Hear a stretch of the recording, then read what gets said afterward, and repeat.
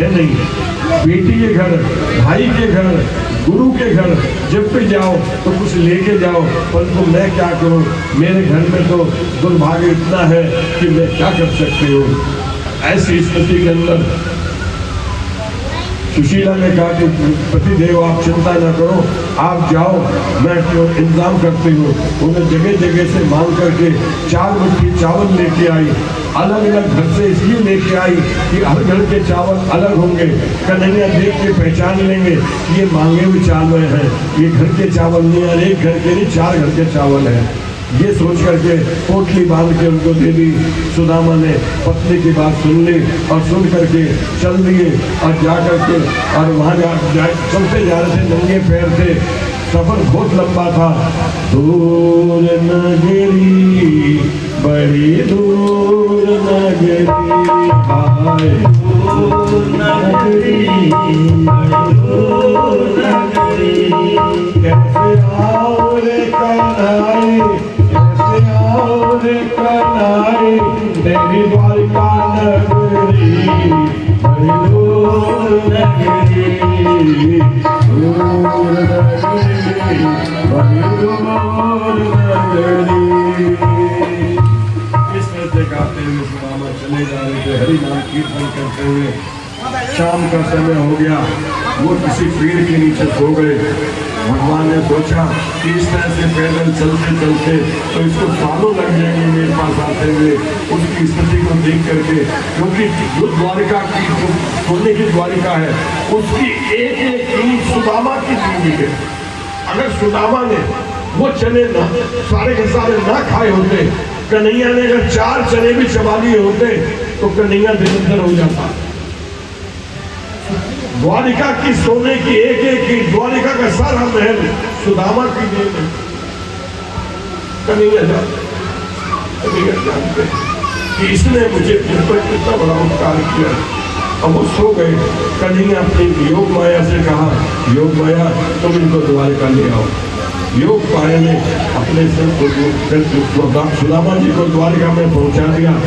द्वारिका में पहुंच करके वहां जाके देखते हैं कि सवेरे के टाइम में घंटे घड़ियाल बज रहे हैं, जय जयकार लग रही है, घंटे घड़ियाल बज रहे हैं, शंख ध्वनि हो रही है।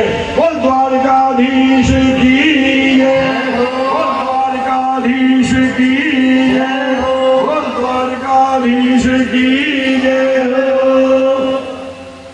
सुदामा जी वहां से चले, देखते हैं नगरी को।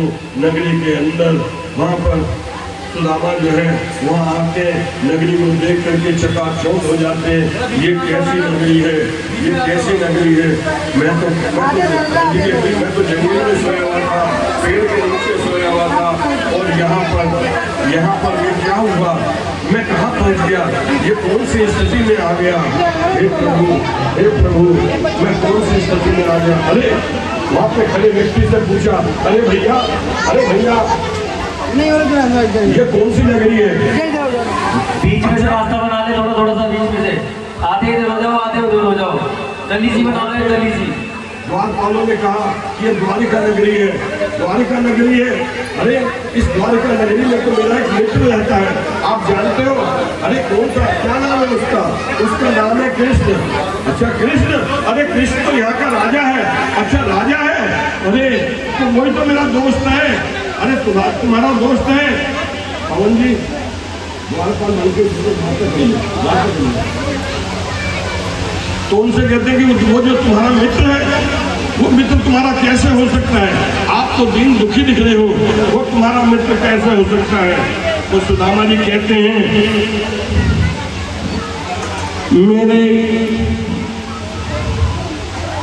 मेरो नाम सुदामा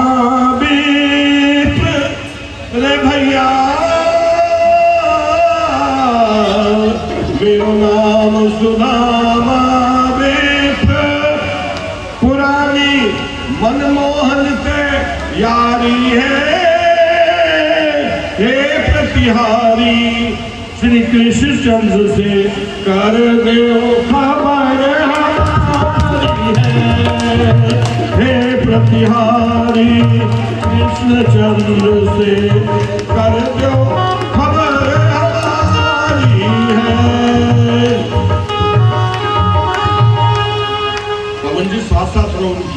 सुदामा जी के प्रश्न हो रहे हैं, उनके प्रश्न उत्तर सुनते रहो, आप द्वारपाल हो, साथ साथ रहो। भैया तुम दोनों कह रहे हो कि वो तुम्हारा मित्र है, परंतु दोस्ती कैसे भाई, ये तो बताओ। हम पढ़े कहीं साथ रे भैया, हम पढ़े कहीं साथ, परस्पर प्रीति दो मन भारी है, चले नहीं बस काहू को इन कर्मन की गति है, चले न काहू को जोर इन कर्मन की गति न्यारी है।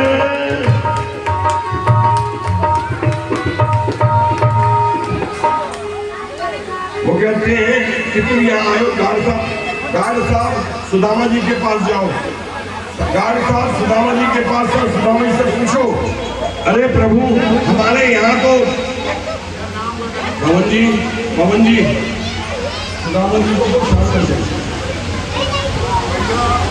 सुदामा जी आप बाद में बोलना जो मैं कह रहा हूँ, शांत हो जाओ, जो मैं बोल रहा हूँ उसके ऊपर लिपसिंग करो।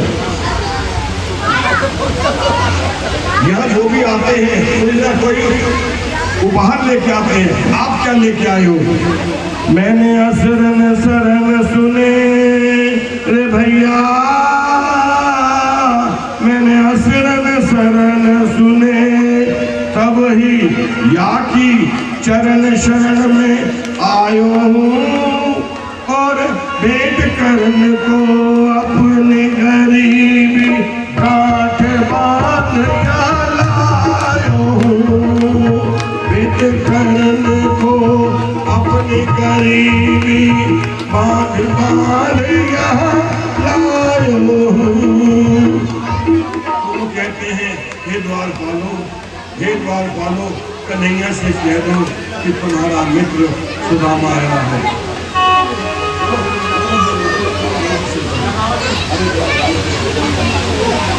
अरे द्वारपालो कन्हैया से कह दो, अरे द्वारपालो कन्हैया से कह दो, करके सुदामा गरीब आया है, करके सुदामा गरीब आया है। मैंने प्रार्थना की, ऐ द्वारपालो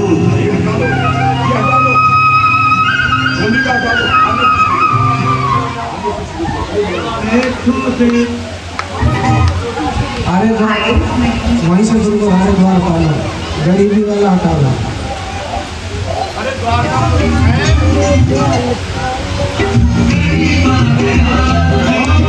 भटकते भटकते न जाने कहाँ से, भटकते भटकते न जाने कहाँ से, तुम्हारे महल के करीब आ गया है, तुम्हारे महल के करीब आ गया है। अरे द्वारपालो कन्हैया से कह दो कि दर पे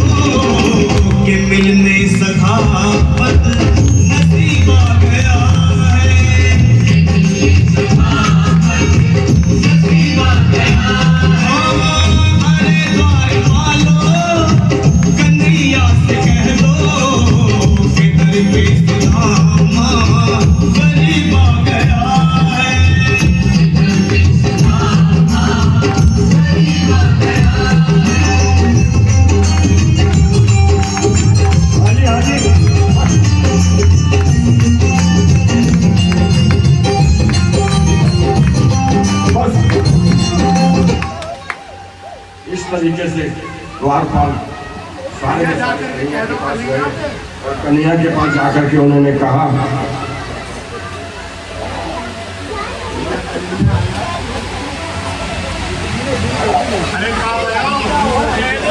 शीश फगान जगतन पे प्रभु जाने को आए बसोते ही गामा। शीश फगान जगतन पे प्रभु जाने को आए बसोते ही गामा। धोती फटी सी लगी दुपट्टी और पाए आनंद की नहीं सामा। धोती फटी सी लगी दुपट्टी और पाए आनंद की नहीं सामा। द्वार खड़ो तुझे दुर्बल एक रहो चाकी सो वसुधा विरामा। पूछत दीन दयाल को नाम बतावत आपनो नाम सुदामा। पूछत दीन दयाल को नाम बतावत आपनो नाम सुदामा। ये सुनते ही कन्हैया को निरंतर सुना, क्या कहा, क्या कहा, सुदामा मेरा मित्र सुदामा। कन्हैया भाग लिए, सब पटका कहीं गिरा, कोई चीज नहीं करी। जाके कन्हैया ने सुदामा को आलिंगन कर लिया।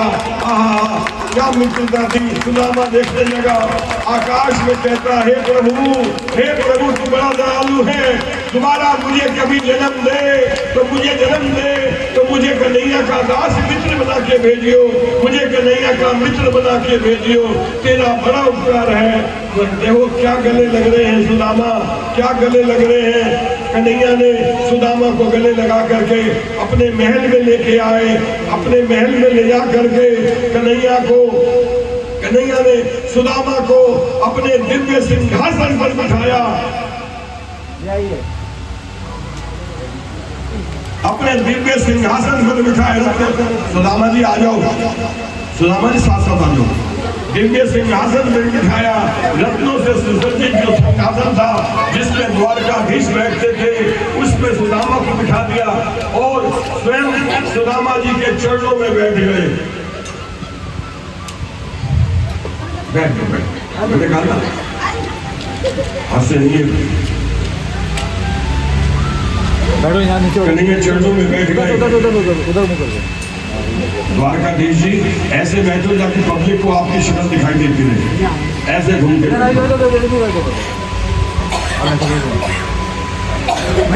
द्वारकाधीश ने जब नीचे बैठे तो जाके कन्हैया के सुदामा जी के चरण देखे। सुदामा जी शांत हो जाओ। द्वारकाधीश ने चरण देखे और देख करके बड़े दुखी हुए और कहते हैं, ऐसे बेहाल बेवाइन सो पग कंटक जाल लगे पूनी जोए। ऐसे बेहाल बेवाइन सो पग कंटक जाल लगे पूनी जोए। आए महादुख पायो सखा तुम, आए ईद कितने दिन हुए। देखी सुदामा की दीन दशा, करुणा करके करुणा निधि रोए। पानी पर हाथ को हाथ छुओ नहीं, नैनन के जल को मत धोए। पानी पर हाथ को हाथ छुओ नहीं, नैनन के जल को मत धोए। इस तरह से भाव से कन्हैया ने पानी पर हाथ को हाथ नहीं लगाया और आंसुओं से अपने मित्र के चरण धोए। बड़े दुखी थे देख करके कि देखो तुम्हारे पैर कितने कांटे चुभे हुए हैं, कितने क्या बुरा हाल है। अरे मेरे मित्र तू इतने दिन था, कहाँ रह गया, तू क्यों नहीं आया। और फिर देखा, यूँ बता कि मेरी भाभी ने तो तेरे हाथ कुछ भेजा है। अरे तू विषय भेजा है तो उसे काय छुपा रहा है। अरे भाभी ने जो दिया है मुझे दे दे। अरे गुरुकुल की बात आदत तेरी अभी तक नहीं छूटी। गुरु माता ने चने दिए थे, बात तो अकेले छुपा गया तुम। अरे मुझे दिखाए तो सही, अरे मुझे दिखा। दिखा दो, मुझे दिखा दो सही, मुझे दिखा दो सही। और पोटली खोल के देखा तो उसमें चने थे और उन चनों के बीच में एक पर्ची लिखी थी। सुशीला ने लिख के भेज दिया था, ये द्वारकाधीश आपकी हमारे पर बहुत कृपा है। यूं तो लोगों के जीवन में साल के अंदर 24 या 26 एकादशी आती है, आपकी कृपा से हमारा हर दिन एकादशी में जाता है। कि ऐसी स्थिति देख कर भी ठाकुर जी को अंदर से रोष आया और उन्होंने एक मुट्ठी चावल अपने मुंह में डाल लिए। एक मुट्ठी चावल जैसे चबाए और चबा करके सुदामा जी के माथे पे हाथ फेरा, सुदामा जी के माथे पे हाथ फेरा। सुदामा जी के माथे पे लिखा हुआ था श्री क्षय, और एक मुट्ठी चावल खा के प्रभु ने 2 लोक की संपत्ति सुदामा जी को दे दी, न्योछावर कर दी। बोले श्री कृष्ण भगवान की। सुदामा की सारी दरिद्रता जो है कन्हैया ने दूर कर दी। और इस तरीके से अब जो सुदामा जो है उसने कन्हैया का हाथ पकड़ा और कन्हैया ने सुदामा का हाथ पकड़ा। वो कहते हैं कि जब से सांवरे ने पकड़ा मेरा हाथ, हो गई मेरी बल्ले बल्ले। जब से सांवरे ने पकड़ा मेरा हाथ, हो गई मेरी बल्ले बल्ले बल्ले बल्ले बल्ले बल्ले। जब से सांवरे ने पकड़ा मेरा हाथ, हो गई मेरी बल्ले बल्ले। जब से सांवरे ने पकड़ा मेरा हाथ, हो गई मेरी बल्ले बल्ले। वो तो रहता हर नवसार, वो तो रहता हर नवसार मेरी बल्ले बल्ले। और जब से सांवरे ने पकड़ा मेरा हाथ, हो गई मेरी बल्ले बल्ले। जब से सांवरे ने पकड़ा मेरा हाथ, हो गई मेरी बल्ले बल्ले।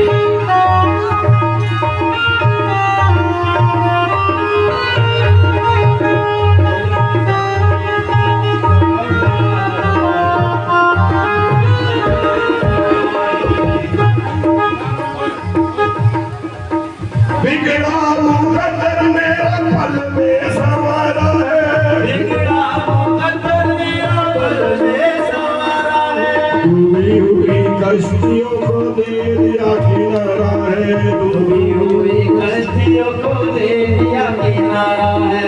डूबी हुई कश्तियों को दे दिया किनारा है, डूबी हुई कश्तियों को दे दिया किनारा है।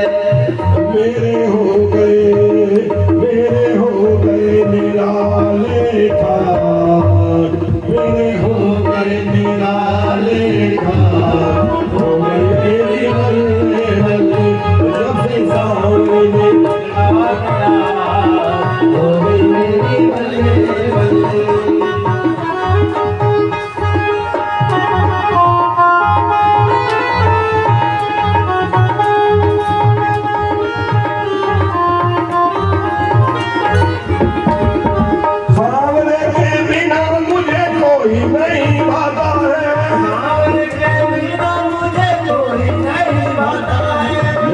मेरे सांवरे से प्रेम का ही नाता है, मेरा मेरे सांवरे से प्रेम का ही नाता है। बांधी सांवरे ने प्रेम की गाथा, हो गई मेरी बल्ले बल्ले। जब से सांवरे ने पकड़ा मेरा हाथ, हो गई मेरी बल्ले बल्ले।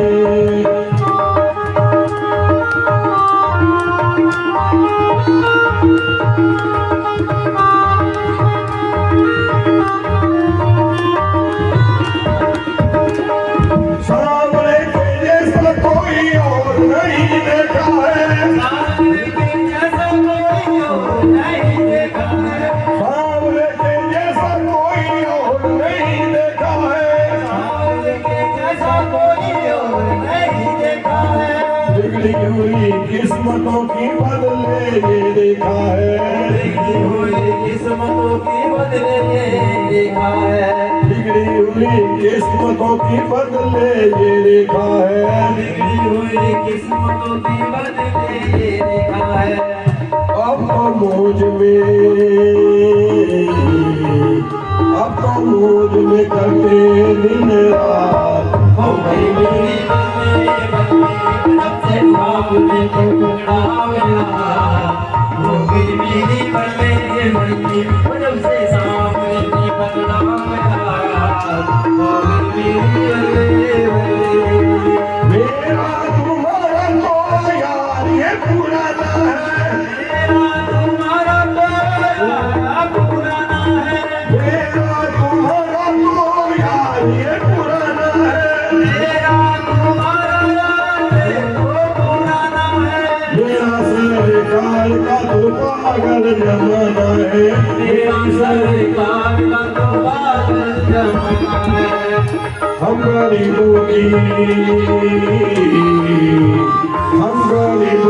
बरातियों का हो गई मेरी बल्ले बल्ले, जब से सामने की पगला हो गई मेरी बल्ले बल्ले, जब से सामने की पकड़ा मेरा हो गई मेरी बल्ले बल्ले बल्ले बल्ले मेरी बल्ले बल्ले बल्ले मेरी बल्ले बल्ले, बल्ले बल्ले मेरी बल्ले बल्ले बल्ले बल्ले मेरी बल्ले बल्ले। बोलिए द्वारकाधीश भगवान की जय हो, जय हो।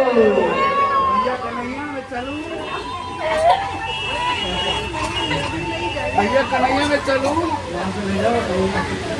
लाला मैं चलूं, तेरी भाभी अकेली सदावती हाथ से नहीं जाओ। इस तरीके से कुछ दिन द्वारिका में रह करके और सुदामा गुड़ी की ओर चले गए। रास्ते में सोचने लगे, सुशीला तो कहती थी कि जाओ द्वारकाधीश सबकी वृत्त पहचानते हैं, सबके हृदय की जानते हैं, तुम वहाँ जाओगे वो तुम्हारे बारे में कुछ सोचेंगे। उनका मुझसे मिला तो सही, बहुत दिनों के बाद मिला था, गले मिला, सब कुछ खाने पीने को मिल गया,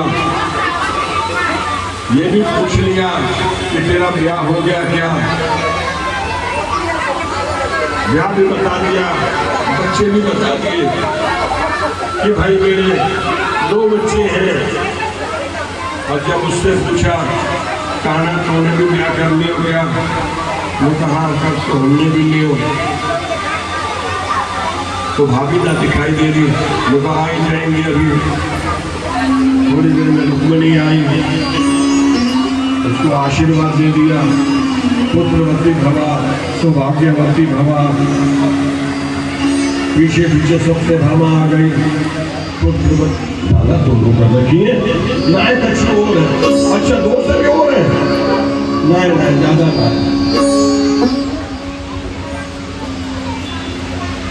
इस तरह से सत्यभामा आ गई, उसको आशीर्वाद दे दिया, जामवती आ गई, मित्रवृंदा आ गई, लक्ष्मण आ गई, नर्मदती आ गई। देख नहीं है ऐसा क्या 10-12 कर रखे ना है, ज्यादा नहीं, कुछ और है। आशीर्वाद देते देते 50 रानियों को आशीर्वाद दे दिया। और जी सुदामा जी तो थक गए, आशीर्वाद देते देते अब तो जो भी रानी आती जा रही है, अब मुँह से तो बोलना बंद, हाथ उड़ा लेते जाओ, हाथ उड़ा देते हैं, आशीर्वाद देते हैं। अब गिनती बढ़ती आई, पूछने के कहना ऐसा कितनी रानियां हैं, हजारों कर रखी है, रुकना ज्यादा ना है, 16,108। हरे कृष्णा, हरे 16,108 बस है, यही बस आती है। तो ऐसा कर जाना, ये तो लंबी लाइन लग रही है, द्वारिका से लेकर और ये तो भैया सेलमपुर तक लाइन जा रही है। तो आशीर्वाद देते देते यहाँ तो बच जाएंगे रात के 12। तो भाई तू ऐसा कर, तो तू जो है इस आसन पे बैठ, तू ऐसे कर मेरे चरणों में आ जा और तू मुझे प्रणाम कर। कन्हैया समझ गए तो कन्हैया चरणों में आ गए। सुदामा जी ने आशीर्वाद दिया, गुरु सौभाग्यवती भव, पुत्रवती भव, है बहुपुत्रवती भव। इस तरह सारे आशीर्वाद कन्हैया को दे दिए, क्योंकि कन्हैया के अंदर तो ये आवाज ना थोड़ी कम करो, कन्हैया के अंदर तो अखिल विश्व को समाया हुआ है। तो इस तरीके की स्थिति को देख करके सुदामा जी ने कन्हैया को आशीर्वाद दे दिया। लोग हमने तो आशीर्वाद भी दे दिया, मुझे खाने को भी खिला दिया। अब चलते वक्त ये ना सोची कि सुदामा के 2 बच्चे हैं, वाकई काज थोड़ी सी मिठाई दे दूं, कुछ कछु खाने को दे दूं, मेरी हालत देख करके थोड़ा सा राशन पानी दे देता। कह रही थी जाओ द्वारिका जाओ, जो द्वारिका जाओ, जो 8 नाम यही रखते रहे। हर वक्त यही कहती थी द्वारिका जाओ। ऐसे मन में बड़बड़ाते हुए सुदामा जी द्वारिका पहुंचे और वहां जाके देखे तो वहां का तो हालत खराब, हैरान हो गया। द्वारिका तो नहीं आगे कहीं वापस, द्वारिका से भी सुंदर महल बन रहे, क्योंकि जिस वक्त सुदामा की हालत देखी और 2 लोग की संपत्ति ले ली, तो उस वक्त भगवान ने विश्वकर्मा से कहा कि जाओ सुदामा कुटी की जगह बढ़िया महल बनाओ। विश्वकर्मा जब वहां पे गए तो वहां जाके उनसे कहा कि भाई देवी यहाँ पर एक महल बनेगा। लोग यहाँ पर बनेगा, हमें नहीं बनवा। लोग कहा है प्रभु की आज्ञा है। लोग देखो प्रभु से कह दो जिन जितने घरों से मैं मेरे पति भिक्षा मांगने जाते थे, कल तक तो उनके यहाँ से भिक्षा मांगने जाते थे, उनके घर छोटे हो जाए और हमारा घर बड़ा हो जाए, ये नहीं चलेगा। अपने प्रभु से कहो अगर बनाने हैं तो सबके घर हमारे जैसे बना दो, हमसे ऊंचे बना दो, परंतु ये नहीं केवल मेरा घर बना दो। तो विश्वकर्मा ने प्रभु से बात करी और प्रभु प्रसन्न हो गए। तो 1-2 नहीं, पूरी द्वारिका नगरी, पूरी सुदामापुरी जो थी द्वारिका से भी श्रेष्ठ बन गई। अब जब सुदामा वहां पहुंचे तो बड़े दुखी मन से वहां देख रहे हैं, अरे भैया यहाँ पे तो हमारी टूटी फूटी झोंपड़ी थी, उस झोंपड़ी में मेरी पत्नी सुशीला रहा करती थी। अरे भैया ये सब क्या हो गया? तो महल के अंदर से सुशीला निकली, बहुमूल्य आभूषण पहन रखे, बढ़िया कपड़े पहन रखे, और चेहरा भी जब पैसा होता है तो चेहरे पर तो निखार आ ही जाता है। अब वो दरवाजे पर खड़ी इंतजार कर रही है। सुदामा पहुंचे, पहचान नहीं पा रहे थे पत्नी को। उनके देवी जी प्रणाम, आप जानते हैं यहाँ पर हमारी एक झोपड़ी होती थी, उसमें मेरी पत्नी सुशीला होती थी, क्या आप उसको जानते हैं? आपको उसके बारे में पता है? सुशीला नीचे आई, आपके प्रभु के चरणों, सुदामा जी के चरणों में प्रणाम किया। प्रभु मुझे पहचाना, मैं आपकी दासी हूँ, मैं वही सुशीला हूँ। अरे ये सब कैसे हुआ? जो कि ये सब द्वारकाधीश ने किया है, द्वारकाधीश ने किया है। तो भैया ऐसा है, सोने की रोटी बनाओ, चांदी की चटनी बनाओ और खुद खाओ, मैं नहीं खड़ूंगा, मैं नहीं रहूँगा यहाँ पर। वही आगे आदत में, मुझे तो वही अभाव में जीना पसंद आता है। ये कह करके जो सुशीला थी वहां से जाने लगी। कितने में द्वारकाधीश वहां पर प्रकट हो गए। सुदामा से कहा देखो, कोई भी वैभव, कोई भी संपत्ति यदि ईश्वर की दी हुई है ना तो उसको स्वीकार करो। अनैतिक रूप से अगर कमाई है उसका तिरस्कार कर लो। तो सुदामा ने कहा कि प्रभु आप कहते हैं तो मैं आपकी बात मान लूंगा, परंतु एक शर्त पे, तुम मेरा घर छोड़ के कहीं नहीं जाओगे। तो कन्हैया कहते ठीक है, मैं एक रूप से तेरे यहाँ उपस्थित रहूंगा। इस तरीके से सुदामा और श्री कृष्ण अपनी मैत्री निभाते हुए और सुदामापुरी के अंदर वास। हर सांस में हो सुमिरन तेरा, हर सांस में हो सुमिरन तेरा, यूं बीत जा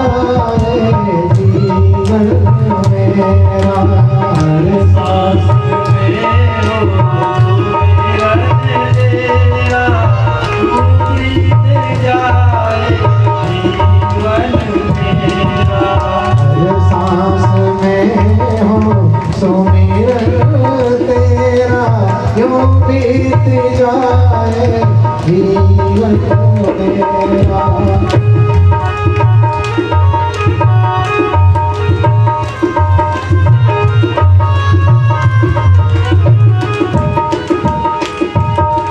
तेरी पूजा करते करते बीते साँझ सवेरा।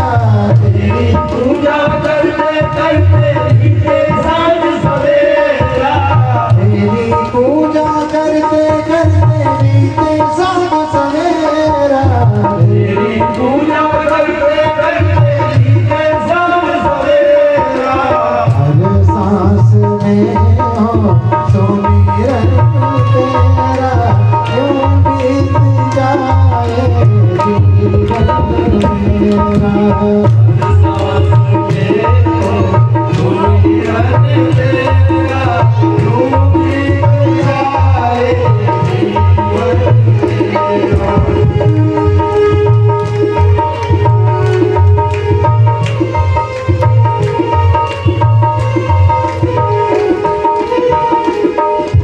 नैनों की खिड़की से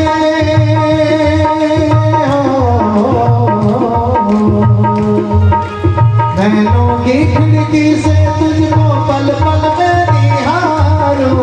नैनों की खिड़की से तुझको पल पल में निहारूं। नैनों की खिड़की से तुझको पल पल में निहारूं। की खिड़की से तुझको पल पल में निहारूं। प्रभु जी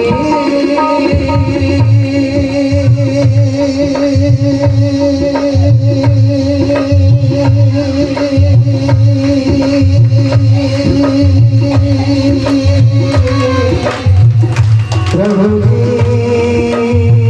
जोड़ा तालियों के साथ में हाथों पर तालियों के साथ में प्रभु प्रभु जी तुम चंदन हम पानी पानी। तुम चंदन हम पानी पानी। तुम चंदन पानी। प्रभु जी तुम चंदन हम पानी पानी। तुम चंदन रागी अंग अंग बास समानी। रागी अंग अंग बास समानी। प्रभु जी तुम चंदन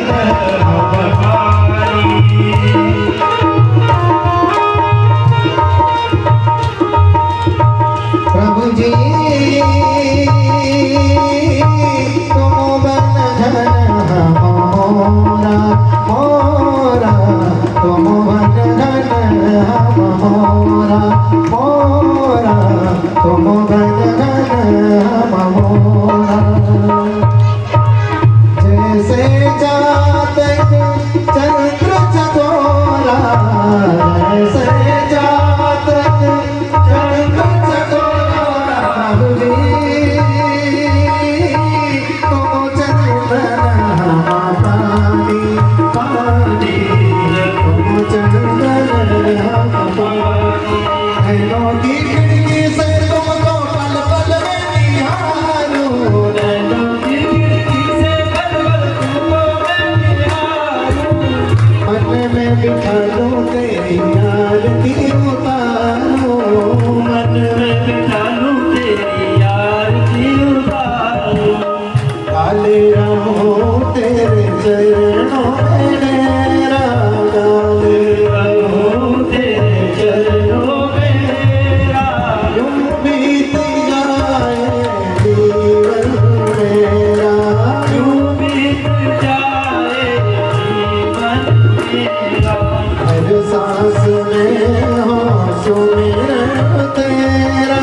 हर सांस में हो सुमिरन तेरा।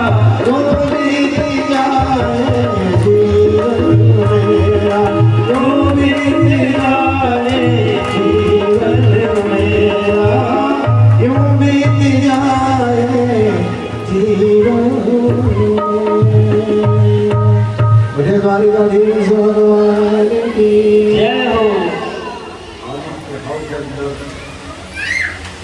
कुरुक्षेत्र में सभी के सभी ब्रजवासी द्वारकावासी सारे के सारे वहाँ इकट्ठे हुए, क्योंकि सूर्य ग्रहण पड़ा था। सूर्य ग्रहण पर पितरों का तर्पण करने के लिए और ग्रहण की मुक्ति कराने के लिए वहाँ पर सब लोग वहाँ उपस्थित हुए थे। ये जानकारी गोपियों को भी पता चली, उधर महाराज की पटरानियाँ थी, उन सबको ही पता चली। सारी की सारी पटरानियाँ, जिसमें सत्यभामा रुक्मिणी खोजने लगी कि राधा रानी कौन है, जिसको देख के कन्हैया सारी रात रोते हैं, वो कैसी है। तो पूछते पूछते कन्हैया को बताए बिना पटरानियाँ गई राधा जी के शिविर में। बाहर सत्यभामा ललिता को देखा, मन में सोचा यही राधा रानी होगी। नजदीक गए, तुम राधा हो? नहीं, मैं तो उनकी दासी थी। विशाखा को देखा, तुम राधा हो? वो कर नहीं, हम तो उनकी सखी हैं।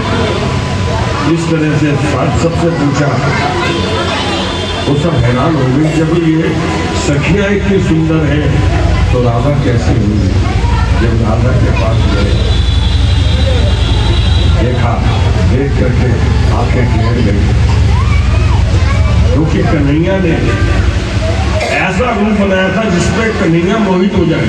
कन्हैया चाहते थे मोहिनी पे तो पूरा संसार मोहित हो गया, परंतु मैं किसके मोहित हूँ, ऐसा रूप कैसे बने। तब कन्हैया ने अपने हाथ से राधा जी का निर्माण किया था। तो उसको देख करके कन्हैया जब मोहित बना तो संसार की तो बात ही क्या है। इस तरीके से मेरी मुलाकात हुए राधा रोहिणी ने, भगवान की जो पत्नी थी, उन्होंने रुक्मिणी ने राधा का हाथ कन्हैया के हाथ में देना चाहा कि आप रह लो। राधा कहने लगी नहीं, हमें वियोग सहने की आदत पड़ गई, तुम्हारे से एक दिन का वियोग नहीं साफ जाएगा, इसलिए आप जाओ आराम से। आप जाओ, हम रह लेंगे, हमें कन्हैया के बिना रहने की आदत। इस तरह से ये सारी लीलाएं पूरी करने के बाद में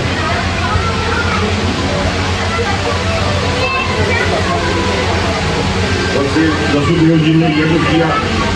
और उसके बाद में क्या था कि सारे वेद जो थे, चारों वेदों ने भगवान की स्तुति की। अब तो उसके बाद में कह दिया कि इससे ज्यादा हम आपके बारे में कुछ नहीं जानते, ना इति। हम वेद भी भगवान की गहराई को नहीं जानते। स्तुति करने के बाद भी क्षमा मांग ले, इससे ज्यादा हम भी आपको नहीं जानते। जब हम नहीं जानते तो आपको कौन जान पाएगा। उसके बाद में सारे जो देवता हैं, उनमें सबसे शील देवता कौन सा है, इसकी पहचान करने के लिए भृगु जी को भेजा। ब्रह्मा जी के पास भेजा, ब्रह्मा जी को क्रोध आ गया। शंकर जी के पास भेजा, शंकर जी को भी क्रोध आ गया। तो शेष शैया पे नारायण लेटे हुए थे, भृगु जी ने लेटे हुए नारायण भगवान की छाती पर लात मारी तो नारायण उठ खड़े हुए और उनके चरण पकड़ लिए। हे मेरे प्रभु, आपके चरणों में कुछ हुआ तो नहीं? मेरा हृदय तो कठोर है, परंतु आप तो ब्राह्मण है ना, आपके चरण कोमल है, आपके चरणों को कुछ हुआ नहीं। तब प्रभु जी ने कहा कि संसार में सबसे श्रेष्ठ देवता है तो नारायण भगवान है। नारायणी परो बेटा, नारायण परो तपा। इस तरीके से नारायण की महिमा गाई। और उसके बाद में भगवान कृष्ण ने कैसे कैसे लीलाएं करी, उनके लीला विहार में जितना हुआ। उसके बाद जो यदुवंशी थे, वो यदुवंशी जंगल में जाने थे। वहां देखा कि सब ऋषि वहां बैठे हुए, उनमें दुर्वासा भी थे। और शाम के पेट पे कपड़ा बांध करके और उनके ऋषि के पास पहुंच गए कि ये ऋषियों या लाली जो है ना, या लाली गर्भवती है, तुम तो त्रिकालदर्शी हो ना, जरा नेक देख के बताओ तो, या कि छोरा हो गया या छोरी। दुर्वासा जी ने देखा कि ये यदुवंशी इतने दुष्ट हो गए, कन्हैया के रहते हुए इतने दुष्ट हो गए, इनको नहीं पता किन से बात कर रहे हैं। उन्होंने क्रोध, क्योंकि दुर्वासा जी को क्रोध बंद मिल गया था, उन्होंने क्रोध में कहा या के न लाला भयेगा न लाली भयेगी, या के पेट से मूसल निकलेगा और वो मूसल पूरे यदुवंश के विनाश का कारण बन जाएगा। ये सुन के सारे जो थे यदुवंशी घबरा गए, क्या करें।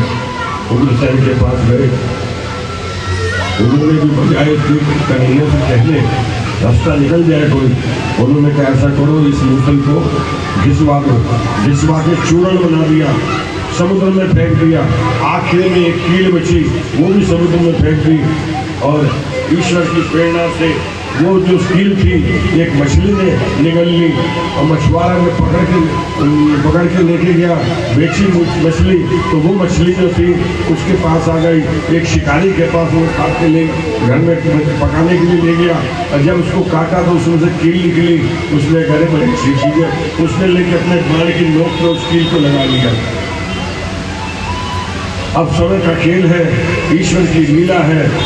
एक दिन जो था सबसे कहा, उनको देखो मैं अब तुमसे ज्ञान की बात कहता हूँ, बार बार मैं कहता हूँ कि हम सब जो है उस परमात्मा की देन है, हमें यज्ञ करना चाहिए, यज्ञ पुरुष भगवान की आराधना करनी चाहिए, हवन करना चाहिए।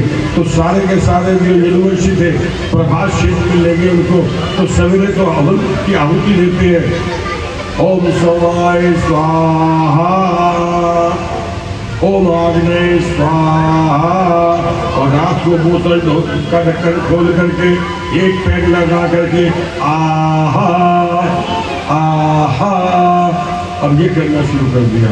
अब जो शराब है सिर चढ़ती है, पहले गाली गलौज हुई, फिर आपस में मार पिटाई हुई, फिर घूसे चले, फिर तीर कमान चले, तलवारें चली, और जब वो सब खत्म हो गए एक दूसरे से को मार रहे हैं, और वो जो राख फेंकी गई थी मूसल की, उससे एरन नाम की घास निकल आई। उस घास की प्रकृति जैसे समुद्र किनारे आज भी मिलती है, उसके ऊपर उंगली रख करके अगर ऐसे कर दो ना तो पूरी उंगली कट जाए, इतनी तीखी होती है। वो एरन घास उखाड़ करके एक दूसरे के घूमने लगे, और इस तरीके से कन्हैया एक पेड़ के सहारा लगाए हुए, पैर के ऊपर पैर रख करके बड़े आराम से मस्त होकर के पूरा दृश्य देख रहे। ना तो इस सृष्टि के आने का उन्हें कोई खुशी थी, और ना नष्ट होने का उन्हें कोई दुख हो रहा है, ना सृष्टि के बनने का सुख था, न जाने का अपने दुख हो रहा है। और सोच रहे हैं कि मैंने जो अवतार लिया था धरती का बोझ कम करने के लिए, मेरा ही ये दिवस भी काफी बड़ा हो गया था, ये भी भार बन गया था, ये भी हल्का हो गया, और कौन सा कार्य करने के लिए रह गया। उधर से जो कील लगाई थी उसने शिकारी ने, अब कन्हैया पैर के ऊपर पैर रख करके इस तरह से ऐसे ऐसे हिला रहे थे, पैर को पैर के ऊपर पैर रख करके ऐसे ऐसे हिला रहे थे। तो उनका जो तलवा था बड़ा कोमल था, और उसने सोचा कोई हिरण जो है जीप लपलपा रहा है, उसने बाण छोड़ दिया और बाण जो है कन्हैया के चरणों में लग गया। जिस वक्त दुर्वासा ने श्राप दिया था ना, मैं कहानी को थोड़ा फ्लैशबैक में जाता हूँ, मैं सोचता हूँ सारी की सारी चीजें आपको सुनाऊं। तो दुर्वासा जी को बाद में ध्यान आया कि यदुवंश का नाश हो जाएगा, यदुवंश में तो कन्हैया भी है, और अब इसके इनके जाने के बाद द्वापर के बाद तो कलयुग आएगा, और कन्हैया चलेगा तो कलयुग में तो बहुत अत्याचार होते हैं, इसी तरह से यदुवंश में कन्हैया को बचा लूँ। एक ब्राह्मण बन के गए और द्वारका वहां पे आवाज दे रहे द्वारिका में कि भिक्षा दो, 3 दिन का भूखा हूँ कोई रोटी दे दो, 3 दिन का भूखा हूँ कोई रोटी दे दो। रुक्मणी भगवान के साथ लेटी हुई थी, तो कहने लगे देखो ब्राह्मण आए तो, अरे देवी छोड़, दुनिया भर के ब्राह्मण आते हैं तो आराम से पड़े रहे। अरे तुम तो ब्राह्मणों के भक्त हो, ब्राह्मण की आवाज कैसे नहीं सुन रहे? अरे द्वारिका में और भी तो लोग हैं ना, कोई ना कोई सुन लेगा, दे देगा, तुम आराम से पड़ी रहो। रुक्मणी नहीं मानी तो जाओ अब जा करके थाल बना करके लेके गई तो दुर्वासा जी देख कर कहते हैं ये नहीं खाऊंगा, लोग फिर खीर खाऊंगा, खीर खाऊंगा। तो ठीक है, ब्राह्मण जो बैठे हुए यहाँ की खीर नहीं खाऊंगा, वन में जाके खीर बना तो खाऊंगा। जाके रुक्मणी ने बताया प्रभु को, प्रभु कहते पहले क्या था, बिना बात के फरीदा तुमने अपने गले ले लिया, चलो रथ सजाया, रथ में सारा खाने का सामान रखा, बैठ गए, महाराज जी को बिठाया। अब बैठने के बाद जैसे रथ चलाने लगे, ऐसे नहीं चलेगा क्या, तुम नहीं चलाओगे, लोगों फिर न स्वार्थी नहीं चलाएगा, तो उन्होंने फिर चला, तुम भी नहीं चलाओगे तो फिर क्या चलेगा, घोड़े भी हटा दो। अरे प्रभु क्या बात कर दो, घोड़े हट गए तो मेरा तो क्या चले, घोड़े की जगह तुम लग जाओ। अब एक तरफ तो घोड़ी नहीं लग गई और एक तरफ प्रभु लग गए। अब घोड़े चलते जा रहे पैदल और महाराज जी ऊपर बैठे हुए, थोड़ी दूर चलते, रोको रोको रोको रोको। अब क्या हुआ, चप्पल उतारो, नंगे पैर चलो, चप्पल पहन के नहीं। अब चप्पल भी ऊपर मार दी। अब सोचो गुजरात की रेत कैसी होती है, जो लोग गए हैं वो जान सकते हैं, रेत जो है दोपहर में गर्म हो जाती है। अब चलते जा रहे हैं, रुक्मिणी जी को प्यास लगी, मुंह सूखने लगा, भगवान की तरफ इशारा किया, उनको कहाँ से लाऊं, मैं तो रथ में जुटा हुआ हूँ। उनका प्रभु कुछ करो, जान पे बन रही है। भगवान ने अपने पैर के अंगूठे को जरा सा दबाया तो उसमें से एक धार निकली, धार निकली तो वो रुक्मिणी जी ने पा लिया पानी। तो उधर से बाबा जी बोल रहे गाड़ी रोको, गाड़ी रोको, ये क्या किया, झूठा कर दिया, गुरु को पिलाएंगे ना पानी, दूध पी लिया, जाके तुम्हें श्राप लगेगा, तुम दोनों का जो है ना अब तुम्हारा बिछोह हो जाएगा, तुम दोनों एक दूसरे से नहीं मिल पाओगे। प्रजा भी बोल गई, कोई बात नहीं, जंगल में गए, जाकर के खीर तैयार करी, दुर्वासा जी बैठ के आंख बंद करके सारी शक्तियाँ इकट्ठी कर रहे थे, अपनी तपस्या की। जब खीर तैयार हो गई तो कन्हैया से कहा कि देखो इसको अपने सिर से लेकर के चरण तक किसी भी अंग को खाली नहीं छोड़ना, सारे पे लगा दो। पहले उस थाली में हाथ डाला, चाट लिया, फिर हाथ डाला, अपना प्रसाद बना करके और वो दे दिया महाप्रसाद। अब कन्हैया ऊपर से लेकर नीचे तो लगा ली। और जब उन्होंने आंखें खोली तो आंख खोला तो ऊपर से लेकर के देखा नीचे तक, और जैसी चरणों पे नजर पड़ी, चरणों पे जाकर देखा नहीं, ये क्या करा तुमने। दुर्वासा जी ने माथे पे हाथ मारा, कन्हैया ये क्या किया छलिया तुमने, हे छलिया क्या किया, वो क्या हुआ, तुमने तलवों में क्यों नहीं लगाई। प्रभु क्या बात कर रहे हो, एक तो ये अन्न है, दूसरा महाप्रसाद है, मैं कैसे लगा लेता।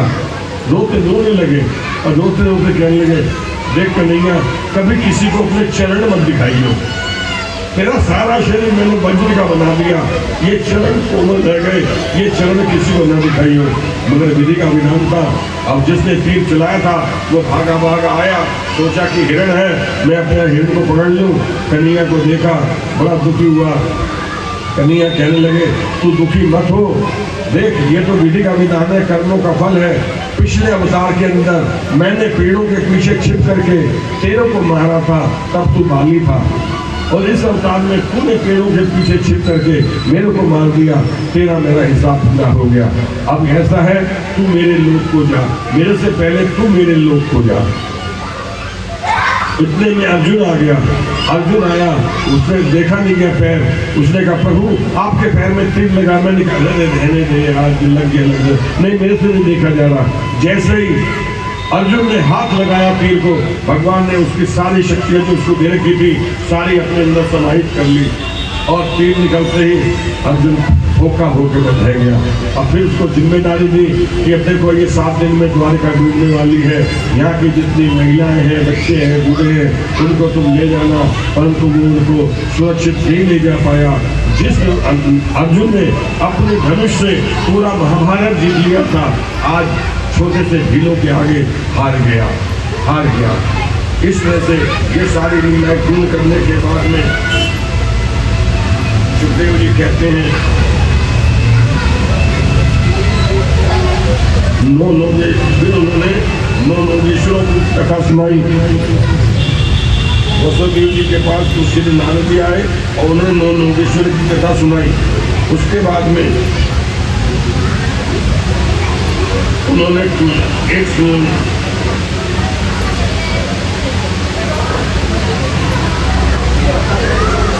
दत्तात्रेय की कथा सुनाई। दत्तात्रेय ने बताया कि हमने 27 गुरु धारण किए थे और एक एक करके 27 गुरुओं का नाम बताया। उन्होंने कहा 24 गुरु बनाए थे और 24 गुरुओं का नाम बताया कि भाई किससे मैंने क्या पाया, क्या सीखा। उन्होंने बताया कि पृथ्वी को मैंने गुरु बनाया, पृथ्वी से मैंने सहनशीलता सीखी, जल को मैंने गुरु बनाया और जल से मैंने निर्मलता रहनी सीखी कि उसके अंदर शीतलता हमेशा बनी रहेगी कि आप जल को गर्म कर दो, रख दोगे, थोड़ी देर के बाद शीतल हो जाएगा। इस तरह से उन्होंने बच्चे से शिक्षा ली कि छोटा बच्चा है उसको अपना गुरु बना लिया कि छोटा बच्चा किसी बात में नाराज हो गया उसको थप्पड़ भी मार दो, परंतु थोड़ी देर में उसको एक चॉकलेट दे दो, कोई खिलौना दे दो, वो उसके अंदर से वैर भाव खत्म हो जाता है। परंतु हम बड़े जो है ना किसी की एक बात को बर्दाश्त नहीं कर पाते, हमेशा याद रखते हैं। इस तरह से 24 गुरुओं की तरह सुनाई। पृथ्वी, वायु, आकाश, पृथ्वी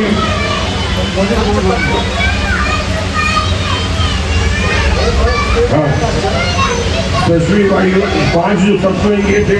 उसके बाद मधुआ, हिरणो, मीन, पिंगला, पक्षी, मतलब जिस तरह से एक कुरु नाम का पक्षी था उसको कहीं से जो है मांस का टुकड़ा मिल गया खाने के लिए, उसको देखते गए सारी की सारी चीजें उसके पीछे लग गई, उसकी जान आफत में आ गई।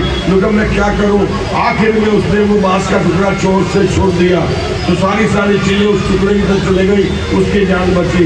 इसका मतलब संसार के अंदर कोई भी चीज इस तरफ आकर्षित न हो और उसको किसी चीज को त्यागने में आनंद है, पकड़े रखने में कष्ट है।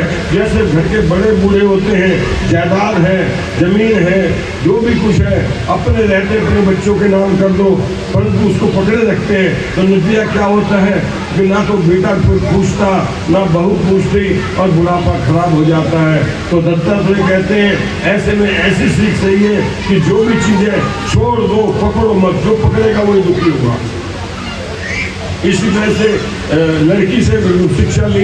एक लड़की थी, उसके घर में देखने वाले आ गए, घर परिवार में कोई था नहीं, उसने कहा कि मैं धान कूट लूँ। धान कूटने लगी, फिर मन में सोचा कि ये जो लोग आए हैं, देखने रिश्तेदार आए हैं, ये सोचेंगे कि इनके घर में चावल नहीं है, ताज़ा धान कूट रही है, बेइज्जती हो जाएगी। उसने दोनों हाथों से 2-2 चूड़ी निकाल दी, फिर कूटने लगी, आवाज़ आई, उसने फिर 2-2 चूड़ी निकाल दी, फिर कूटने लगी, आवाज़ आई, तो आखिर में दोनों हाथों में 1-1 चूड़ी रह गई और फिर कूटा तो आवाज़ नहीं आई। तो दत्तात्रेय कहते हैं इससे मैंने शिक्षा ली कि जब भी रहो एकांत में रहोगे, 2 होंगे तो बातचीत होगी। अगर भजन करना है, सत्संग करना है तो अकेले चलो तो उसमें आनंद मिलेगा, नहीं तो दिक्कत आ जाएगी।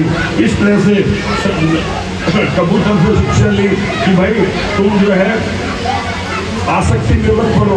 सब अपने बच्चों के चक्कर, एक जो कबूतरी जो थे ना पेड़ पे रहते थे, कबूतरी गई जाकर के दाना चुनने गई, उसके पीछे बहेलिया आया, बहेलिया ने जाल डाल दिया, उस जाल के अंदर कबूतरी जो है फंस गई। कबूतर सोचने लगा कि देखो आज मैं तो हूँ, ये जो बच्चे हैं जिनका किसको पालन करूँगा, अगर मैं भी टूट गया ना मैं भी मर जाऊँगा। तो कहने का मतलब ये है कि संसार में जो आया है वो अपनी सांसें लेके आया है, एक ना एक दिन संसार छोड़ना ही पड़ेगा। कोई बड़े के साथ मरा नहीं जाता, ठीक है। इस जीवन को अपने तरीके से जीना चाहिए। इस तरह से 24 गुरुओं की कथा कहने के बाद में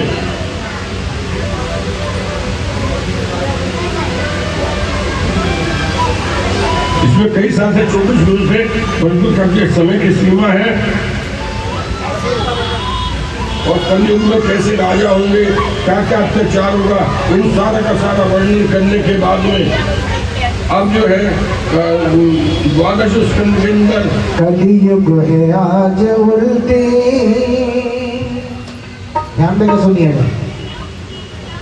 कलयुग है आज उल्टे, गंगा बहा रहा है। कलयुग है आज उल्टे, गंगा बहा रहा है। माता पिता को सर्व ठोकर लगा रहा है, माता पिता को सरवण ठोकर लगा रहा है। कलयुग है आज उल्टी गंगा बहा रहा है, कलयुग है आज उल्टी गंगा बहा रहा है। माता पिता को सरवण ठोकर लगा रहा है। माता पिता को सरवण ठोकर लगा रहा है। जब एक थी वह सीता तब एक था वह रावण, जब एक थी वह सीता तब एक था रावण। अब हर गली में रावण, अब हर गली में रावण सीता चुरा रहा है, अब हर गली में रावण सीता चुरा रहा है। माता पिता को सरवण ठोकर लगा रहा है। माता पिता को सरवण ठोकर लगा रहा है। ध्यान देंगे इस भजन को सुने, बड़ी अच्छी चेतावनी भजन है। दुनिया की मारू बहनों तुम सावधान रहना, दुनिया की माँ और बहना तुम सावधान रहना। दुनिया की मारू बहनों तुम सावधान रहना, दुनिया की माँ और बहनों तुम सावधान रहना। पापी भी अपने बेटी, पापी भी अपने बेटी जिंदा पुकार रहा है, पापी भी अपने बेटी जिंदा पुकार रहा है। माता पिता को सरवण ठोकर लगा रहा है। माँ बाप को सरवण ठोकर लगा रहा है। सोने की गिनतियों से बुढ़े भी करते साथी, सोने की गिनतियों से बुढ़े भी करते साथी। वो बाप अपनी बेटी, वो बाप अपनी बेटी जिंदा पुकार रहा है, वो बाप अपनी बेटी जिंदा पुकार रहा है। माता पिता को सरवण ठोकर लगा रहा है। माता पिता को सरवण ठोकर लगा रहा है। जब एक थी वह सीता तब एक था वह रावण, जब एक थी वह सीता अब एक था रावण। अब हर गली में रावण सीता चुरा रहा है, अब हर गली में रावण सीता चुरा रहा है। माता पिता को सरवण ठोकर लगा रहा है। माता पिता को सरवण ठोकर लगा रहा है। गरीब गाय की बात रोटी को है तरसता, गरीब गाय की बात रोटी को है तरसता। गरीब गाय की बात रोटी को है तरसता। गरीब गाय की बात रोटी को है तरसता। अब सेठ जी का कुत्ता बिस्कुट चबा रहा है, अब सेठ जी का कुत्ता बिस्कुट चबा रहा है। माता पिता को सरवण ठोकर लगा रहा है। माता पिता को सरवण ठोकर लगा रहा है। कलयुग है आज उल्टी गंगा बहा रहा है, कलयुग है आज उल्टी गंगा बहा रहा है। माता पिता को सरवण ठोकर लगा रहा है। माता पिता को सरवण ठोकर लगा रहा है। दुनिया की मारू बहनों तुम सावधान रहना, दुनिया की माँ और बहनों तुम सावधान रहना। पापी भी अपने हाथों, पापी भी अपने हाथों राखी लगा रहा है, पापी भी अपने हाथों राखी बना रहा है। माता पिता को सरवण ठोकर लगा रहा है। माता पिता को सरवण ठोकर लगा रहा है। माता पिता को सरवण ठोकर लगा रहा है। माता पिता को सरवण ठोकर लगा रहा है। अरे वाक्य बिहारी लाल की जय हो। जब अर्जुन चले गए तो वहाँ पर उद्धव आए और उन्होंने देखा कि प्रभु ये क्या लीला है। उधर देखो सबके आने और जाने का समय निश्चित होता है, अब मुझे इस धरातल को छोड़ दे। ये सुनते ही उद्धव तो बेचैन हो गया, प्रभु मैं आपके बिना नहीं रह सकता, आपके बिना पल भर मैं भी अपने प्राण त्यागूंगा। मगर उद्धव इस संसार में ना कोई साथ आया है ना कोई साथ जाएगा, प्रभु मैं आपके बिना नहीं रह सकता, आपको कहीं जाने नहीं दूंगा। जब ज़्यादा जिद करने लगा तो भगवान कहते चल मैं कहीं नहीं जाऊँगा, मैं यहीं रहूँगा। यहीं रहोगे? बड़ा खुश हुआ। कैसे रहोगे? तो भगवान ऊपर को उठे और ऊपर पहले एक एक करके उनके आयुध आकाश में गए, फिर भगवान का पूरा शरीर आकाश में गया और एक तेज अग्नि के गोले के रूप में प्रकट हुआ और वही अग्नि जो थी वो धीरे धीरे आकर के भागवत भगवान में, भागवत के रूप में समाहित हुई। बोल भागवत भगवान की जय हो कि मैं सदा भागवत में रहूंगा। तब उसके बाद में उद्धव वहाँ से फिर वृंदावन गए और वृंदावन जाकर के उन्होंने सब जगह सबको देखा कि गोपियाँ मिली है सब। तो वहाँ पर परीक्षित ये जो ब्रज जो था ना वज्र करके भगवान का जो परपोता है उसका नाम वज्र है। तो परीक्षित तो यहाँ का दिल्ली का इंद्रप्रस्थ का राजा था, वज्र जो था ब्रजमंडल का राजा था। तो वो कहने लगे आपस में, दोनों मिले तो उधर से विदुर जी भी मिले तो दोनों कहने लगे कि भैया तुम तो दिल्ली में रहते हो, इंद्रप्रस्थ में रहते हो, तो हम दोनों के जो पूर्वज हैं दोनों का एक दूसरे पर कितना उपकार है, मैं तुम्हारी क्या सेवा कर सकता हूँ। तो वज्र कहने लगा भाई हमारी क्या सेवा करोगे, जहाँ पे ना तो कछु है, ना कछु आने को है, ना कुछ जाने को है, ना कुछ रहने को है। तो फिर वहाँ पर कहा गया कि भाई दिल्ली के वालों से, सेठों से कहा कि तुम अपनी मथुरा में वृंदावन में छावनियाँ बनाओ। बड़े बड़े सेठों ने वहाँ जा कर के छावनी बनाई। फिर उद्धव जो वहाँ पर पहुँचे, उद्धव ने जा कर के और वज्र को जो है सारे स्थान दिखाए कि भगवान ने कहाँ कहाँ क्या क्या लीलाएं करी थी, भगवान के सारे लीला स्थल दिखाए। इस तरह से सबको आनंदित किया। वहाँ पे मंदिरों का निर्माण हुआ क्योंकि सब नष्ट हो चुका था। तो जैसे जैसे बताते गए और जैसे जैसे जिस जिस स्थान की महिमा थी ये सारी महिमा को बताई। उसके बाद कथा आती है मार्कंडेय ऋषि की। मार्कंडेय ऋषि कई हजारों वर्षों से तपस्या कर रहे थे और प्रभु को पाने के लिए प्रभु साक्षात प्रकट हुए। तो बोले कि बोलो मार्कंडेय क्या चाहते हो? क्योंकि प्रभु मुझे भौतिक सामान कुछ नहीं चाहिए, मेरी तो केवल एक ही पुकार है। वो क्या? एक ही मांग है कि मुझे आपकी माया के दर्शन करने हैं। अरे मेरी माया के दर्शन करके क्या करेगा? मैं कहा नहीं, मैंने सुना है आपकी माया जो है बड़ी ठगनी है, बड़ी मोहित है, मुझे आपकी माया के दर्शन करने। जब ज़्यादा जिद करने लगे तो भगवान कहते हैं कि चलो आज से 7वें दिन तुम्हें मेरी माया के दर्शन हो जाएंगे। तो इस प्रकार से वो तो अपनी तपस्या कर रहे थे।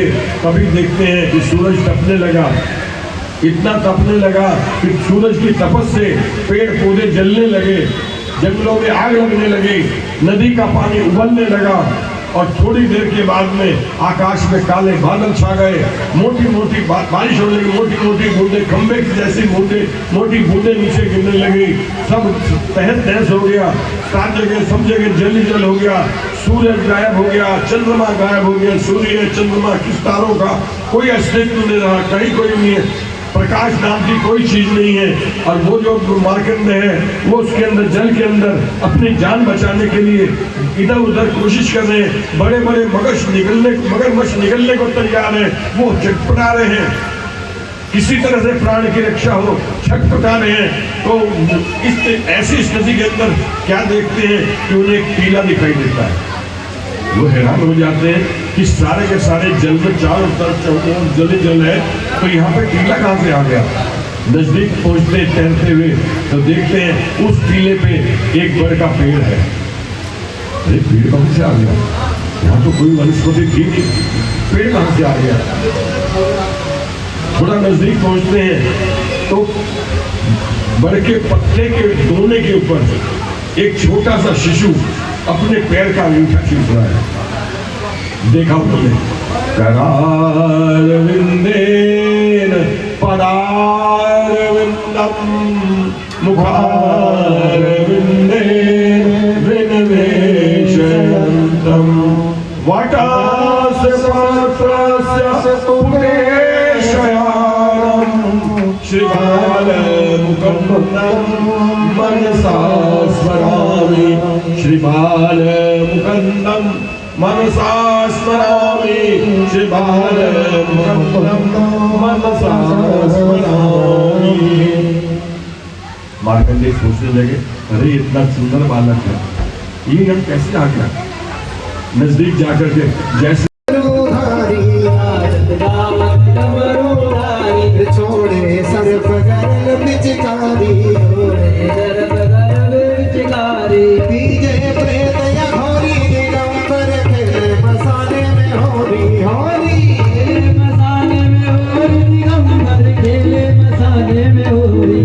अरे खेले मसाले में होरी दिगंबर खेले मसाले में होरी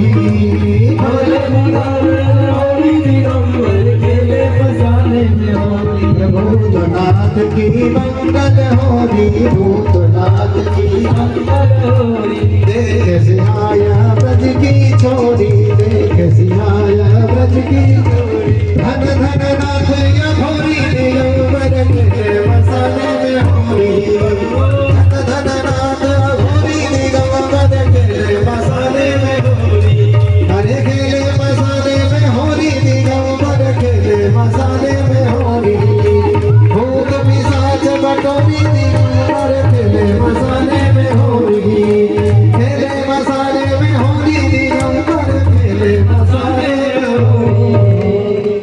बोलिए हरि के रसिया की जय हो मेरो खोए गयो गाजू रसिया होरी में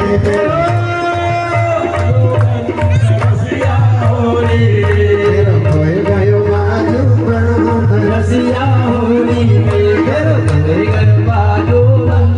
रसिया होरी मेरो खोए गयो हो मेरो खोए गयो हो मेरो खोए गयो गाजू रसिया होरी मेरो खोए गयो गाजू रसिया होरी अरे होरी में रसिया होरी में अरे होरी में रसिया होरी में अरे होरी में रसिया होरी में अरे होरी में रसिया होरी में मेरो खो गयो हो मेरो खो गयो मेरो खो गयो बाजू रसिया होरी में मेरो खो गयो बाजू रसिया होरी में हे बाजू बाता में तो बड़े ही मोहन को बाजू बाता में तो बड़े ही मोहन को बाजू बाता में तो बड़े ही मोहन को बाजू बाता में तो बड़े ही मोहन को।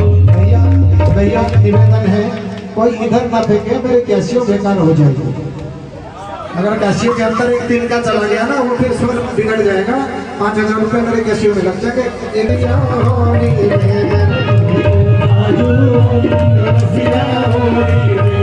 होली में होली में रसिया होली में मेरा खोए गयो हो मेरा खोए गयो हो मेरा खोए गयो आजू रसिया होली रसिया होली बड़े ही बोल को आजू बड़े ही बोल को गड़बाए कोते बड़ो बंदराई बोलो हसन रत के मर रसिया होली में आजू रसिया होली में रसिया होली में तेरो कोई गयो आजू रसिया होली में हो होली है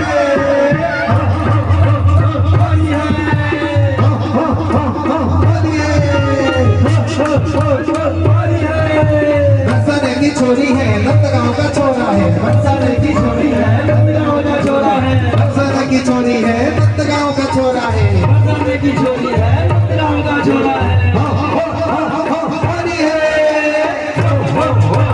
होली है अरे सास से लड़ेगी मुझे ननद लड़ेगी सबकी सीधे परमार पड़ेगी परमार पड़ेगी सबकी सीधे परमार पड़ेगी सबके सिर परमार पड़ेगी है जाए रस में रसिया होली में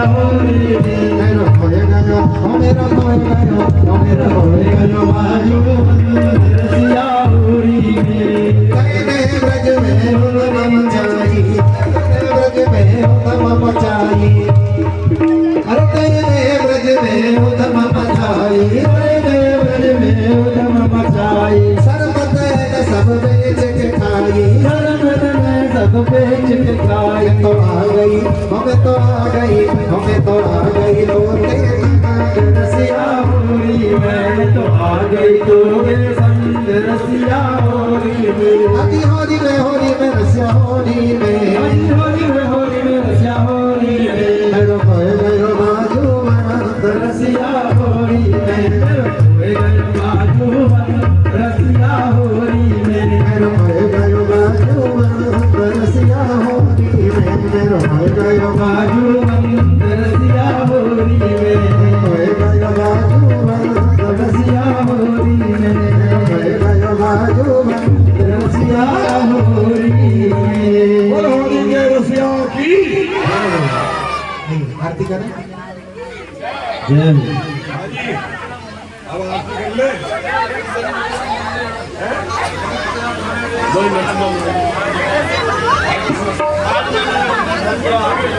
एक घड़ी आ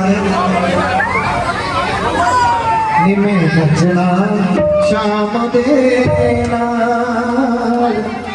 आज मैनू नच लेने दे नचना शाम देना आज मैनू नच लेने दे नचना शाम देना आज मन नच लेने दे निमे नचना शाम देना आज मन नच लेने दे ओ नच लेने दे मैनू नच लेने दे नच लेने दे नच लेने दे नच लेने दे मैनू नच लेने दे नच लेने दे नच लेने दे निमे नचना निमे नचना शाम देना आज मैं तो नच लेने दे निमे नचना शाम देना आज मन